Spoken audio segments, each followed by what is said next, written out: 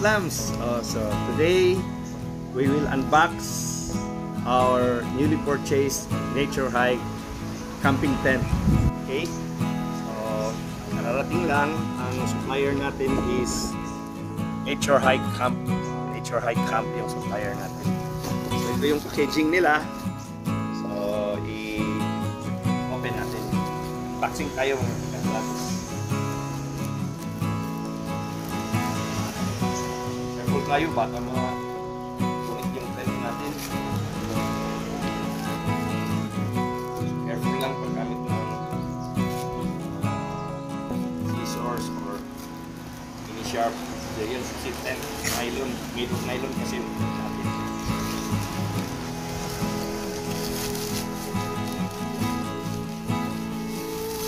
Okay. So yung packaging nila ganito.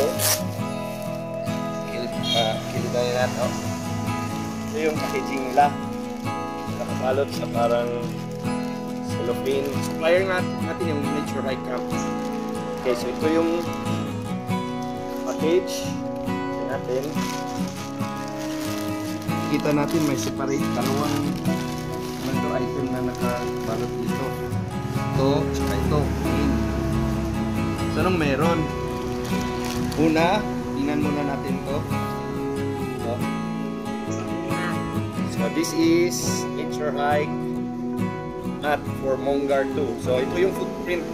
Ito yung footprint na sinasabi nila. Tingnan natin. Ito yung instead na maglagay ka ng tarpaulin sa lupa kung saan ka magsa-set up ng tent, ito yung gagamitin mo. Footprint, tawag actually dito ng mga campers na gumagamit ng Nature Hike Mongar 2 is footprint not foot map. Footprint ang tawag nila dito. So in each corner may ganito sila para doon mo ilagay yung i-pitch yung pole mo, yung camping pole mo dito mo so, ito yung footprint. At tingnan natin kung anong meron dito sa main nila. So pagbili mo ng Mongar 2 tent ay kasama ng footprint ng mga box. Okay?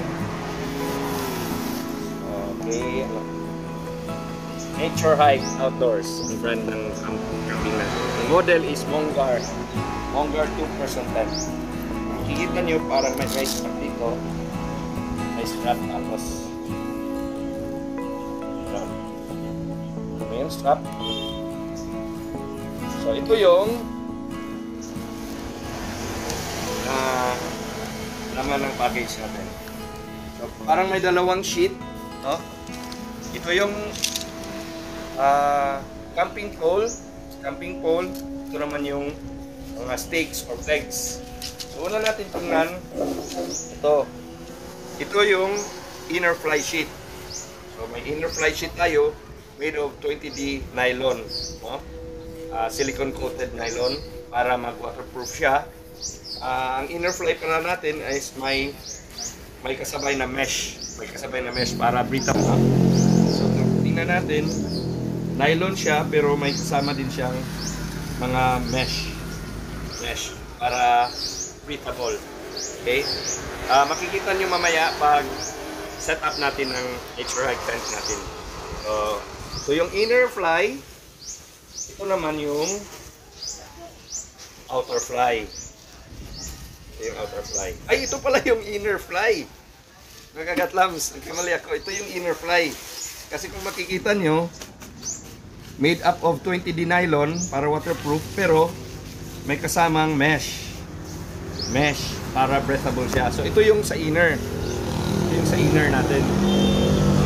2 fly sheet kasi itong Mongar 2. So pag set up mo ng tent, ito yung sa inner, ito yung sahig. Waterproof ang sahig. Ang proportion ng inner mesh is breathable siya, breathable. Okay? Ito naman yung outer fly natin. Ito yung outer fly natin. Mga kagatlams, may kasama siyang stakes or pegs. Tingnan natin ang itsura. So, ayan o. Made of aluminum pa rin. Tapos may mga kasama ng lubid or ropes. Okay? Made of aluminum, tapos may nakalagay na nature hike. Maganda ang quality mga kagatlams. Ito naman, ito yung tent pole made of 7001 aluminum. So ibig sabihin, very strong and very lightweight. So magaan siya mga kagatlams. So thank you for watching sa unboxing natin sa Mongar 210 and hope manood kayo ng video natin sa pag-set up ng Mongar 210 natin. Thank you mga kagatlams. Saka pala, kung nagpaplano kayo bumili ng camping tent mga kagatlams, ito na. Maganda ang review sa Mongar 210. Lightweight siya at waterproof. Kasi made of 20D nylon. So okay, thank you very much mga kagatlams for watching. Love you mga kagatlams. Bye-bye.